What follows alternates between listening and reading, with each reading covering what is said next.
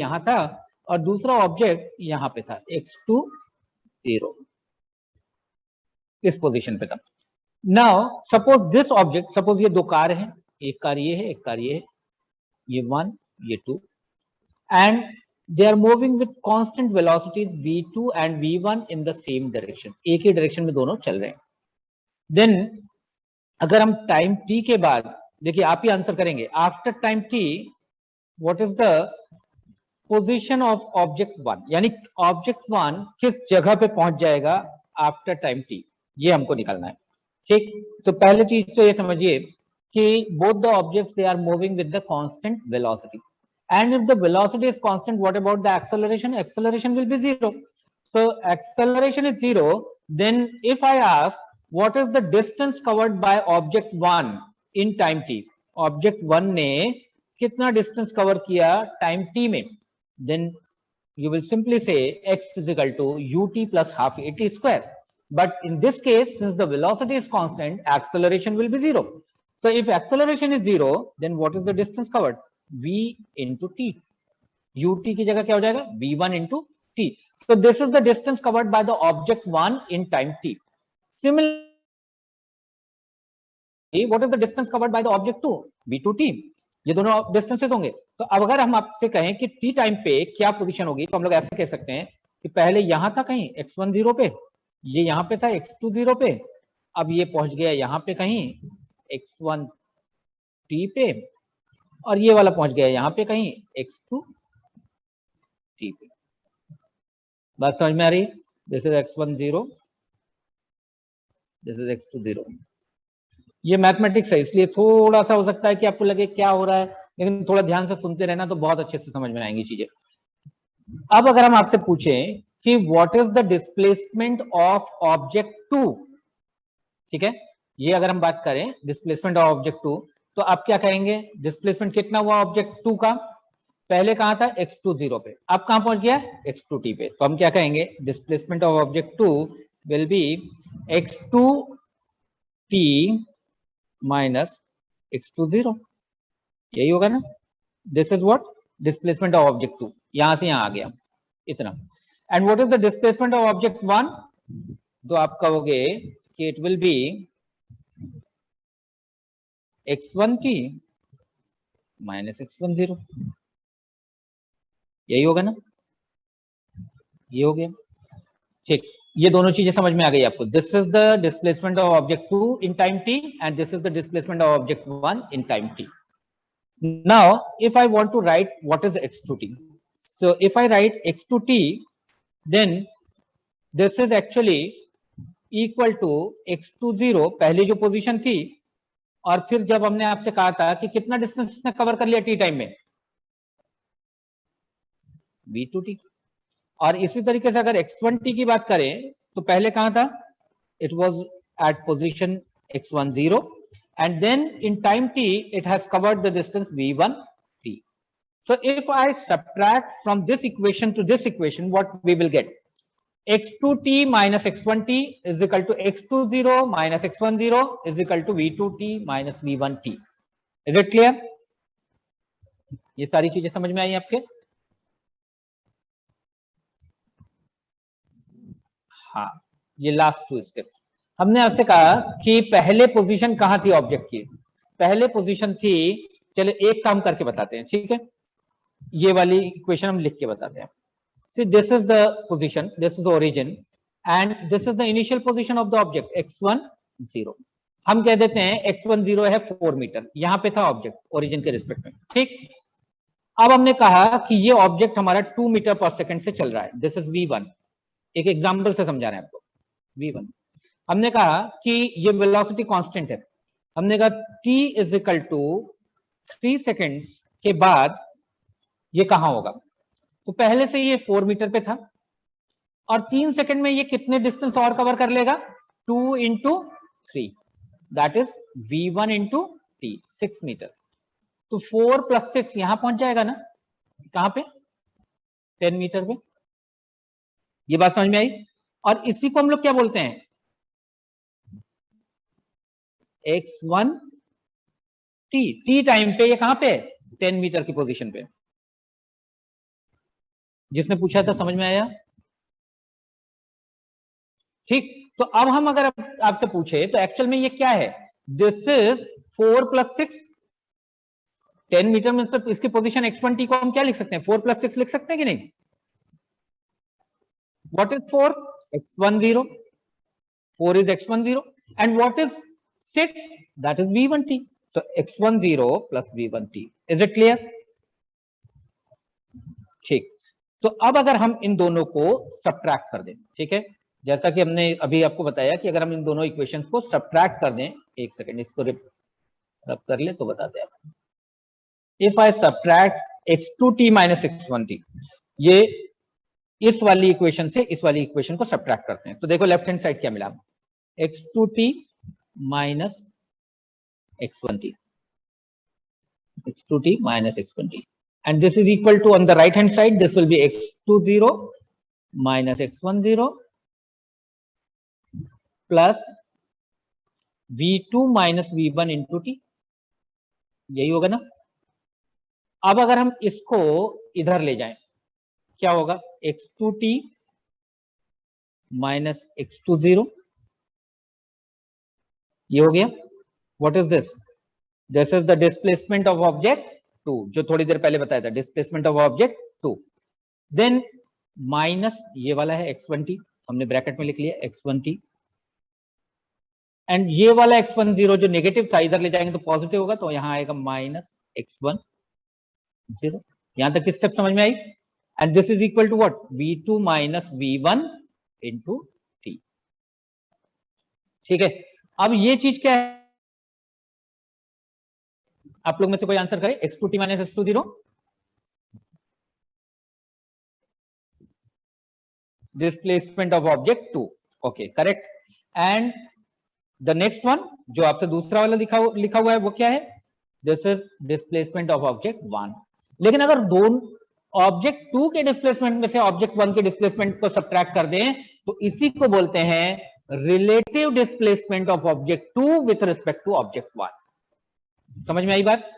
इसमें से जब इसको सब्ट्रैक्ट कर दिया, ये डिस्प्लेसमेंट था ऑब्जेक्ट 2 का, ये डिस्प्लेसमेंट था ऑब्जेक्ट 1 का, ऑब्जेक्ट 2 के डिस्प्लेसमेंट में से ऑब्जेक्ट 1 के डिस्प्लेसमेंट को सब्ट्रैक्ट कर देंगे, then it is called relative displacement of object 2 with respect to object 1। तो इतना टर्म जो है this is called relative displacement.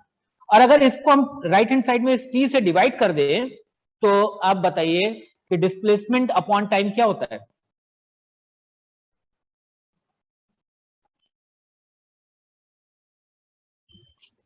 It is velocity. So this is called relative velocity. देखो ये relative displacement था ना, ये इसमें से इसको सब्ट्रैक्ट किया और उसको टाइम से डिवाइड कर दिया, तो relative displacement divided by time, that is called relative velocity. ये किसका relative displacement है? ऑब्जेक्ट 2 का with respect to ऑब्जेक्ट 1। तो किसकी velocity मिलेगी? Relative velocity of object 2 with respect to object 1, and this is equal to v2 minus v1। ये right hand side में देखिए लिखा हुआ है v2 minus v1। क्लियर?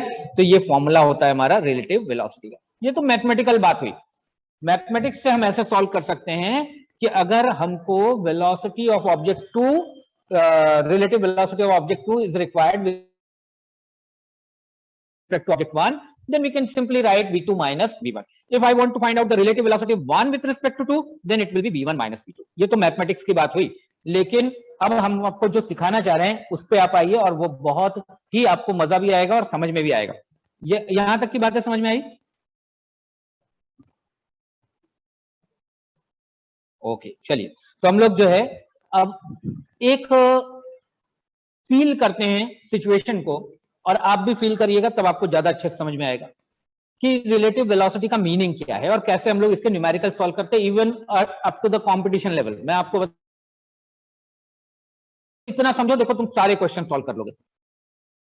ये एक वॉल है, दीवार है, you are sitting in this car, ये एक कार है and this car is moving with velocity v towards the wall, you are sitting inside this car, इस कार में आप बैठे हैं।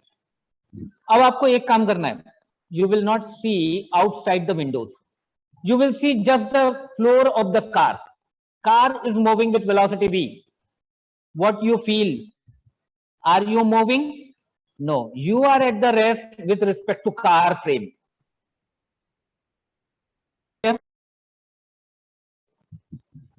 कार के रिस्पेक्ट में आप रेस्ट पे हो, बहुत धीरे धीरे इसलिए हम बोल रहे हैं, स्लोली चल रहे हैं कि आपको एक एक चीज आप फील कर सको, समझ सको। अगर आप कार में मूव कर रहे हैं या ट्रेन में बैठे हुए हैं, ट्रेन की सारी खिड़कियां बंद कर दें, बाहर के, क्यों आपको लगता है कि आप मूव कर रहे हैं? क्योंकि आप बाहर के रिस्पेक्ट में अपना मोशन देखते हो। अगर आप केवल फ्लोर को देखते रहो तो आपको क्या लगेगा? You are at the rest. So that means you are at the rest with respect to this frame of reference. That frame of reference is car. So you are sitting inside the car. You are feeling that you are at the rest with respect to the car. Now you will see only this wall. बाहर की चीजों को नहीं देखना है, केवल आप सोचो कि आपकी कार वॉल की तरफ जा रही है, आप उसको केवल वॉल को देख रहे हो और साइड में कुछ भी जो साइड्स क्या बैकग्राउंड है उसको आप बिल्कुल इग्नोर कर दो।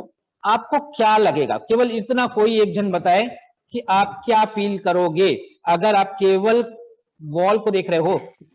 वॉल है, वेरी गुड, वॉल इज बस वेरी गुड। अब बस यहीं से रिलेटिव वेलोसिटी का सारा कॉन्सेप्ट क्लियर हो जाता है। एक्चुअली क्या हो रहा है कि आप जब इस कार में बैठ करके देख रहे हो तो आपको ये लग रहा है कि आपकी वेलोसिटी क्या है? आप अभी हो गए किस पे? रेस्ट पे। और ये जो वेलोसिटी हमारी थी वो किसको मिल गई? वॉल को। और किधर? इधर।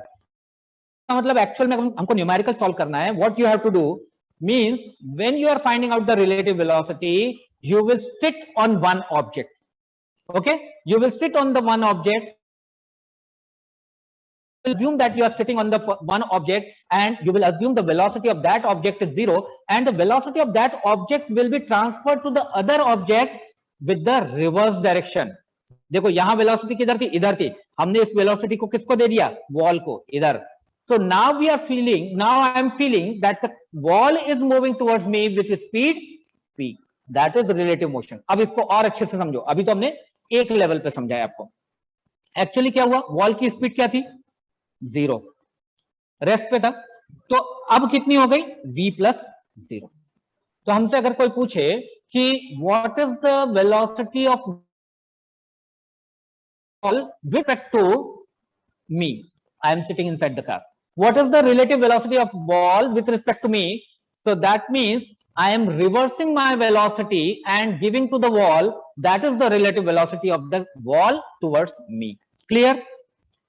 Suppose ये wall नहीं थी, अब इसी को एक स्टेप और आगे बढ़ा देते हैं। ये कार थी, हम इस कार में बैठे थे।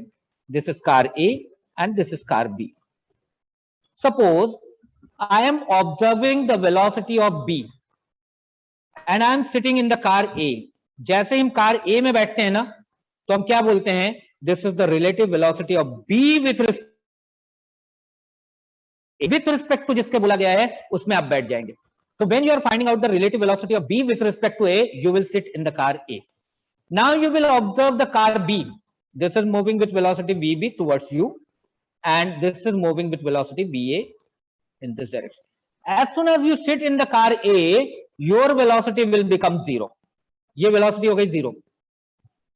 और ये वाली वेलोसिटी किसको देनी पड़ेगी? क्योंकि हम रेस्ट पे हो गए। अब जैसे वॉल आ रही थी ना हमारी तरफ, अब ये कार बी आ रही है। एक्चुअली तो आप हैं, तो आपकी वेलोसिटी कहां देंगे आप? This velocity will be reversed and will be given to the car B. So this is the relative velocity. Actually what is the relative velocity of car B with respect to A? VB plus VA. अब इसको एक तरीके से और समझो। अच्छा, plus minus का जहां तक साइन है, ये मैग्नीट्यूड है। अभी हम प्लस माइनस का भी साइन आपको समझा देते हैं। सपोज अगर आपने ये प्लस डायरेक्शन लिया हुआ है और इसको इस डायरेक्शन को नेगेटिव एज्यूम किया है, तो आप देख रहे हो ये वेलोसिटी जो एक फाइनल नेगेटिव डायरेक्शन में। So this is minus VB plus V. ठीक, एक चीज और समझो। आप एक कार में बैठे हैं, दूसरी कार आपकी तरफ आ रही है, तो वेलोसिटी बढ़ेगी या कम होगी? It will increase. Why? Because the distance between them is reducing. What is the meaning of velocity? Velocity is actually equal to the distance upon time. तो अगर हम कह रहे हैं, एक्चुअल में आपने कहा कि सपोज ये 10 मीटर पर सेकंड से जा रही, ये 20 से आ रही थी, तो टोटल कितनी हो गई? -30। माइनस को छोड़ दो, साइन है। 30 metre per second. What is the meaning of 30 metre per second? Means in 1 second it will cover the distance 30. Who? B with respect to A, B जो है वो ए के पास आ रहा है, हर 1 सेकंड में कितना, 30 मीटर पास आ रहा है। अगर हम इसको गलती से कर दें 20 - 10 is equal to 10, is it possible? No, when they are coming to each other, के बीच का डिस्टेंस तेजी से घटेगा ना कि बढ़ेगा? तो दोनों के बीच का डिस्टेंस बहुत तेजी से घटना है। 30 का मतलब ज्यादा तेजी से घट रहा है, 10 का मतलब कम घट रहा है। तो इसका मतलब हुआ कि दोनों एक दूसरे के जब पास आ रहे हैं तो दोनों की वेलोसिटीज ऐड हो जाएंगी। ये पॉइंट समझ में आया आपको? जी सर। ओके, चलिए एक पॉइंट और आपको बताते हैं। हाँ, फिर से एक चीज और समझ लो, 2-3 पॉइंट अगर आपने अपने दिमाग में बैठा लिए तो न्यूमेरिकल सॉल्व करना बिल्कुल इजी हो जाएगा। सपोज ये कार ए है, ये कार बी है, ठीक, हम कह रहे हैं ये 10, ये चल रही है 10 मीटर पर सेकंड से, 40 ले लेते हैं, और इसको ले लेते हैं 10 मीटर पर सेकंड से। ये चेस कर रही है, ए वाली कार बी को चेस कर रही है। If I ask what is the relative velocity of A with respect to B, VAB को कैसे रीड करेंगे? Relative velocity of A with respect to B. With respect to B बोला, कहां बैठना है हमको? बी में बैठ जाइए। Now this velocity will be 0, और ये जो 10 मीटर पर सेकंड है वो किधर है? इधर है। तो इसको रिवर्स करके किसको देंगे? इसको। तो 10 इधर आ गया। तो कितनी हुई velocity of A with respect to B? बोलिए। सर 30 मीटर पर सेकेंड, यानी ये 10 मीटर पर सेकेंड से जा रहा है और ये 40 से जा रहा है, तो 30 मीटर पर सेकेंड उसकी रिलेटिव वेलोसिटी हुई, यानी वो उसके पास अप्रोच करेगा, कुछ देर में इसके पास पहुंच जाएगा और इसको क्रॉस भी कर जाएगा।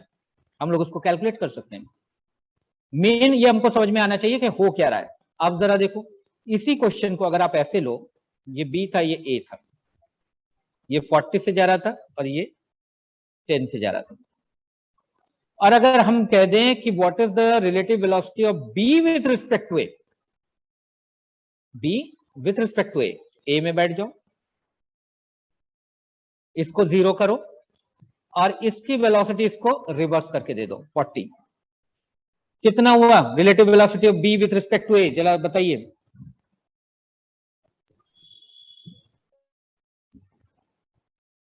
-30 मीटर पर सेकंड। माइनस क्यों आ रहा है? क्योंकि ये देखो, ये हाँ, ये डायरेक्शन इसका देखो 40 वाले, जिसकी वेलोसिटी ज्यादा है उसका डायरेक्शन नेगेटिव है, इसलिए फाइनल जो आ रहा है वो नेगेटिव आ रहा है। तो this is -30 metre per second.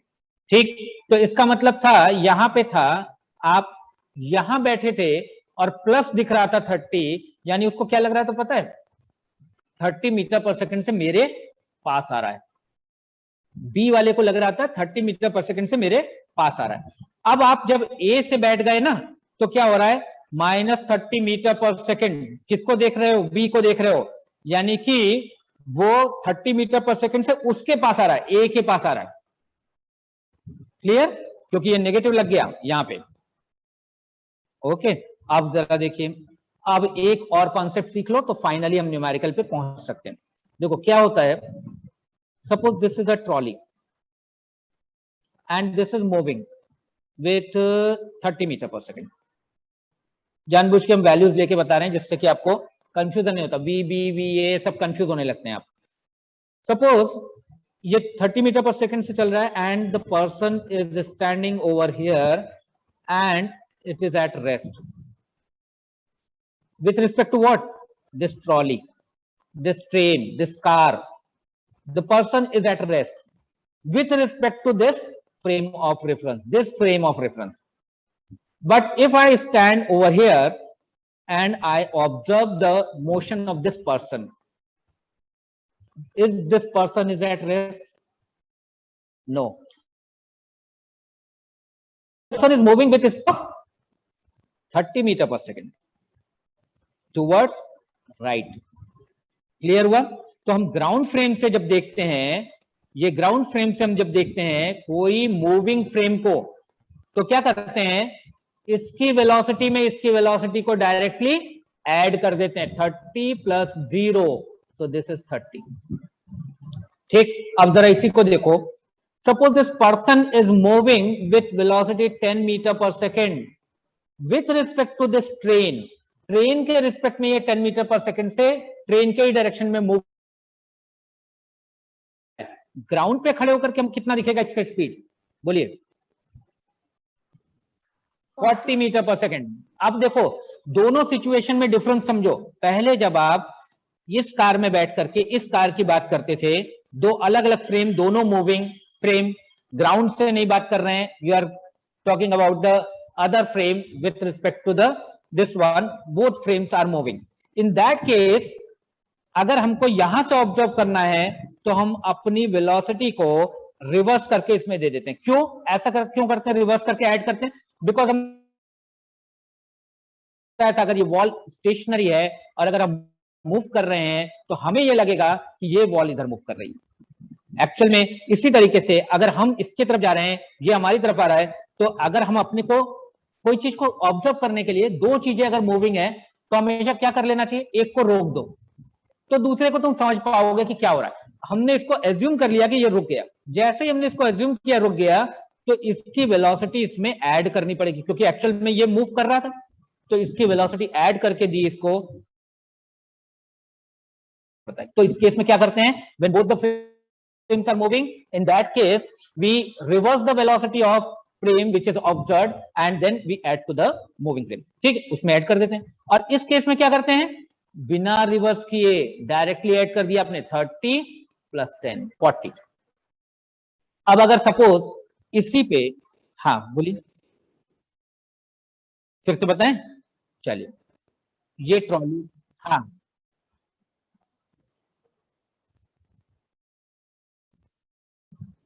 In respect with trolley, अच्छा चलिए देखिए, ये पर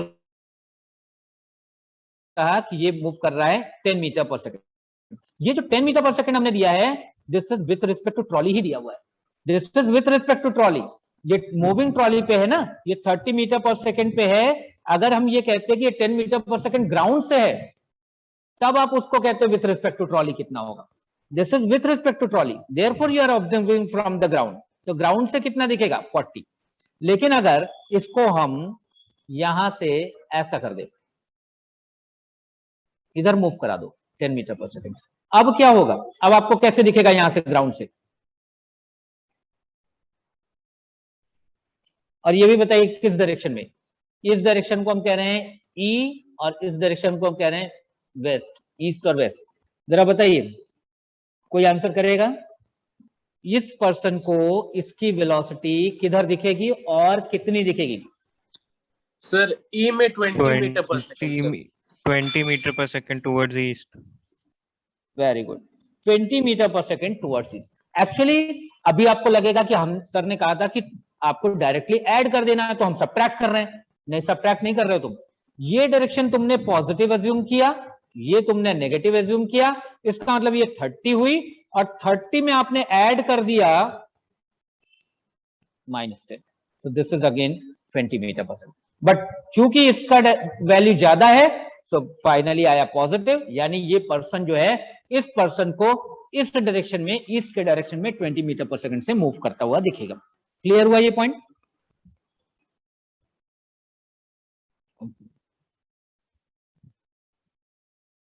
इसलिए तुम जरा सा उसको ऐसे समझो बेटा कि उसको तुम क्वेश्चन को छोड़ दो और तुम केवल इतना सोचो कि तुम खड़े हो और एक ट्रेन देख रहे हो, इमेजिन करो, और वो ट्रेन बहुत तेजी से जा रही, 30 में मत लो, 100 मीटर पर सेकंड से जा रही, और तुम उसके ऊपर 10 मीटर पर सेकंड से अपोजिट डायरेक्शन में चल रहे हो। जो आदमी ग्राउंड से देखेगा तो क्या तुमको वो ट्रेन के पीछे जाता हुआ दिखेगा या ट्रेन के साथ आगे भागता हुआ दिखेगा, बोलिए, आगे दिखेगा। तो ये 30 से जब जा रहा है और ये 10 से जा रहा है तो आपको किधर दिखेगा, ट्रॉली के डायरेक्शन में दिखेगा या पीछे दिखेगा, ठीक, समझ में आई बात, चलो ठीक। तो ये जो है, ये तो कुछ हमने आपको कुछ टिप्स बताए, जैसे कि न्यूमेरिकल सॉल्व करने के लिए बिना फॉर्मूला लगाए just observe and you can answer. और इवन हम तुमको बता रहे हैं कि बड़े से बड़े क्वेश्चन जो आपके अभी आएंगे कॉम्पिटिशन लेवल के, वहां पे हम लोग रिलेटिव वेलोसिटी, रिलेटिव एक्सेलरेशन सब कुछ यूज करके और फिर क्वेश्चन सॉल्व करेंगे, लेकिन बेसिक यही रहेगा कि कैसे पता चलेगा कि वेलोसिटी कितनी है एक्सेलरेशन कितना है। तो जरा सा हम लोग एक क्वेश्चन लेते हैं, और आपकी बुक का ही क्वेश्चन है, और एकदम अब आप ओरल बता सकते हो। उसमें ये लिखा हुआ है कि a jet airplane travelling at a speed of 500 kilometer per hour, this is travelling at 500 kilometer per hour, ठीक, ऐसे ट्रेवल कर रहा है। Ejects its products of combustion, यानी गैसेस जो इजेक्ट कर रहा है at the speed of 1500 kilometer per hour, 1500 kilometer per hour relative to the jet plane, यानी जहां पे ये पर्सन था ना, हमने यहां बनाया था पर्सन, उस पर्सन की जगह अब ये गैसेस है, और जो पर्सन की हम relative velocity with respect to trolley बोल रहे थे, वही अब ये गैसेस की रिलेटिव वेलोसिटी है with respect to jet plane. तो क्वेश्चन क्या है, what is the speed of these gases with respect to the person on the ground. इस पर्सन को इसकी वेलोसिटी क्या दिखेगी, आप बताइए answer. So Huh? 3,500 in the direction of the jet, sir. No, So 1000 kilometer per hour opposite towards in the right or opposite direction left? to the jet. Yes, Sir, in the opposite direction of jet. See, अब जरा अभी हमने तुमको ये बताया था, जब भी मूविंग बॉडी पे कोई चीज है, जैसे ये है, इसको मान लो ट्रॉली, और इसको मान लो आप वो पर्सन जो मूव कर रहा था, पर्सन अब इधर मूव कर रहा है, इस ट्रॉली पे इधर मूव कर रहा है, और इसकी स्पीड ज्यादा है, क्या हो गया, फाइनली क्या आंसर आएगा, समझ में आई बात? Minus 1500 plus 500 that is minus 1000। Clear? अच्छा चलिए एक क्वेश्चन और लेते हैं तो आपको और क्लियर होगा। हम लोग डायरेक्शन हुआ opposite to the jet plane, opposite to the jet plane, आपको पीछे ही दिखेगा क्योंकि उसकी स्पीड ज्यादा है, समझ में आ रही बात? हाँ वही डायरेक्शन दिखेगा तुम्हें, वही दिखेगा, क्योंकि आप ग्राउंड पे हो, आप तो रेस्ट पे हो, तो आपको तो वही दिखने वाला है, ठीक। अच्छा चलो एक क्वेश्चन और लेते हैं और इसको और अच्छे से समझ पाओगे तुम। इस डायरेक्शन को बहुत ध्यान से सुनना, इस डायरेक्शन को ईस्ट को हमने लिया पॉजिटिव, वेस्ट को हमने लिया नेगेटिव, ठीक। ये हमने क्वेश्चन, अब क्वेश्चन हमारा ये है कि दो ट्रेन है A and B, A and B, चलो एक second, train A and B. Train A जो है, ट्रेन ए ऐसा ले लेते हैं, train A this is moving with velocity suppose 15 metre per second, 15 metre per second, ठीक। और आप कोई फॉर्मूला मत लगाना और फिर आंसर करना हमको, ठीक है। ये train B this is moving towards west with velocity 25 metre per second. अब क्वेश्चन ध्यान से सुनना, जो हमने मेथड बताई थी वही अप्लाई करना, ठीक।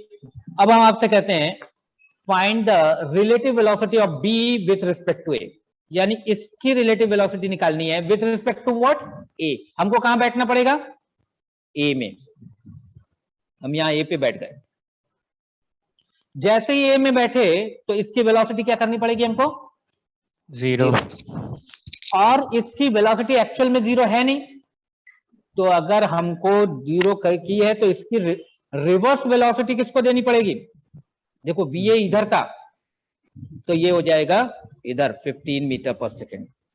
What is the relative velocity of B with respect to A, 40 meter per second. Minus 40 meter per second. Very good. देखो मैग्नीट्यूड तो 40 मीटर पर सेकेंड ही है, जिन्होंने भी कहा 40 मीटर पर सेकेंड वो भी करेक्ट आंसर है। डायरेक्शन की जब बात आती है तो हमको ये दिखेगा इस डायरेक्शन में, ठीक। तो 40 meter per second with negative sign, ये समझ में आ गई बात। अगर हम इसी को कहते हैं what is the relative velocity of A with respect to B, तो प्लस 40 मीटर पर सेकेंड होता, क्योंकि अब हम क्या करते कि हम बी में बैठ जाते और बी में बैठ करके अपनी वेलोसिटी को रिवर्स करके ए को देते, तो क्या होता 15 plus 25 that is 40 meter per second, plus 40 हो जाता। क्लियर हुई बात? अच्छा चलिए एक क्वेश्चन और लेते हैं इसी में। अगर हम इसी में आपसे कहें कि what is the relative velocity of ground, फिर से ध्यान से सुनना, relative velocity of ground with respect to train B, with respect to train B, आपको कहां बैठना पड़ेगा, ट्रेन बी में। और किसको देखना है, ग्राउंड को। तो आप जैसे ही ट्रेन में बैठे ट्रेन की वेलोसिटी क्या कर दी, 0, और आपके ट्रेन की वेलोसिटी रिवर्स करके किसको दे दी, ग्राउंड को। तो ग्राउंड की वेलोसिटी कितनी हो गई with respect to train, -25 metre per. No no no no, minus ये डायरेक्शन है, 25. Sir 25 metre per second. Plus 25 metre per second. Clear, हाँ ठीक, बिल्कुल ठीक। तो बहुत अच्छे, आप लोग आंसर्स भी चैट बॉक्स में भी दे रहे हो और वो करेक्ट आंसर दे रहे हो, शीतांशु ने भी आंसर दिया है, करेक्ट है। तो this is plus 25 metre per second. अब इसको जरा विजुलाइज करो, क्योंकि ये क्वेश्चन जो है ना फिजिक्स तुमको समझ में आएगी। तुम ट्रेन में बैठो, ठीक, तुम ट्रेन में जा रहे हो, तुम कई बार होता है कि आप विंडो से नीचे देखते रहते हो ग्राउंड को, कैसा दिखता है आपको। अगर आप सपोज ईस्ट के डायरेक्शन में जा रहे हैं तो आपको जो ग्राउंड दिखता है, जो रेल्स दिखती हैं, पटरियां दिखती हैं, वो किधर भागती हुई दिखती है, पीछे के साइड। ग्राउंड जो है वो पीछे छूटता हुआ दिखता है। अरे सिंपल ले लो, आप कार में बैठो और कार में से नीचे झांकते रहो तो आपको क्या दिखेगा, ग्राउंड किधर दिखेगा, सर पीछे opposite to your direction, opposite to your direction and with the same velocity. तो यहाँ पे वही हो रहा है, आप बैठे हैं ट्रेन बी में और आप देख रहे हो ग्राउंड को, so the ground is moving with 25 metre per second towards east. चलिए एक क्वेश्चन और बना देते हैं। अगर ट्रेन ए पे जो कि ऐसे जा रही है 15 metre per second, and suppose a person is moving with 5 meter per second, okay, 5 meter per second but in opposite direction. अब ये ट्रेन पे ऐसे चलने लगा इस स्पीड से 5 मीटर पर सेकंड से। अब अगर आपसे पूछे कि यहां से खड़े होकर के आपको इसकी स्पीड क्या दिखेगी, इस पर्सन की, ये किधर जाता हुआ दिखेगा और कितने स्पीड से, sir 10 metre per second with positive sign. Very good, towards east हो गया, 10 metre per second towards east. 15, और ये चूंकि रिवर्स अपोजिट डायरेक्शन में पहले से दिया हुआ है, अब इसको रिवर्स करके नहीं ऐड करना है, सिंपली इसको ऐड कर देना है। तो this is 10 metre per second, yes Chetanshu Singh, so this is 10 meter per second towards east, yes Rohit Ranjan, ठीक है। तो आपको ये समझ में आ रहा होगा कि इसके पीछे कॉन्सेप्ट क्या है। और आप अब बहुत जगह पे ऐसा लिखते हैं लोग, कैसे लिखते हैं, जैसे हमको ग्राउंड का निकालना है विथ रिस्पेक्ट टू बी, तो हम क्या करेंगे, VGB, and this is actually formula क्या होता है, V12 is equal to V1 minus V2, तो VG माइनस VB हो गया, ग्राउंड तो 0 पे है, तो 0 माइनस 25, तो आंसर आ गया माइनस, ठीक है। तो ये इस तरीके से हम लोग करते हैं उसमें, लेकिन और क्योंकि यहाँ पे बी पहले से माइनस था तो माइनस माइनस प्लस हो जाएगा और ये प्लस 25 है, लेकिन वो हुआ केवल मैथमेटिकल। वहां पे आपको हर बार, अभी ये तो एक एक सिंगल लाइन के क्वेश्चन है, लेकिन जहां पे ज्यादा कॉम्प्लिकेटेड होगा ना तो वो पार्ट एक छोटा सा पार्ट बन जाएगा, रिलेटिव वेलोसिटी निकालना। तो वहां आप ऐसे ही देख के ओरल बता देना कि क्या रिलेटिव वेलोसिटी है, और फिर उसके बाद आगे का क्वेश्चन हम लोग सॉल्व करेंगे। तो अब हम एक और क्वेश्चन ले रहे हैं और 2-3 पॉइंट आपको और बता रहे हैं जिनको आप बहुत अच्छे से समझ। देखो एक क्वेश्चन हमेशा ये ध्यान रखिएगा, whenever two trains they are overtaking each other, देखो ये वर्ड जैसे ही आया न्यूमेरिकल में, ओवरटेक, ओवरटेक करने का मतलब जरा देखो कि सपोज ये वाली ट्रेन जो है ए जो है वो बी को ओवरटेक कर रही है, तो कितना डिस्टेंस करेगी। जैसे ड्यूरिंग ओवर, जब तक ओवरटेक कर रहा है तब तक की बात सोचो, ये ट्रेन आया इसके सामने आ गया और फिर ये पूरा इसके आगे निकल गया, तो एक्चुअल में ओवरटेक में क्या होता है, दोनों का लेंथ ऐड कर देते हैं, LA प्लस LB, ये ओवरटेकिंग है। और अगर आपसे कहा कि कैच कब कैच करता है, तो ये पोजीशन है, सामने आ जाएगा उसको। जस्ट अगर कोई पीछे था यहां पे तो आपको केवल ये डिस्टेंस को कैलकुलेट करना है, और अगर ओवरटेक की बात है तो ये डिस्टेंस में ये पूरा आपको जोड़ना पड़ेगा। समझ में आई बात। तो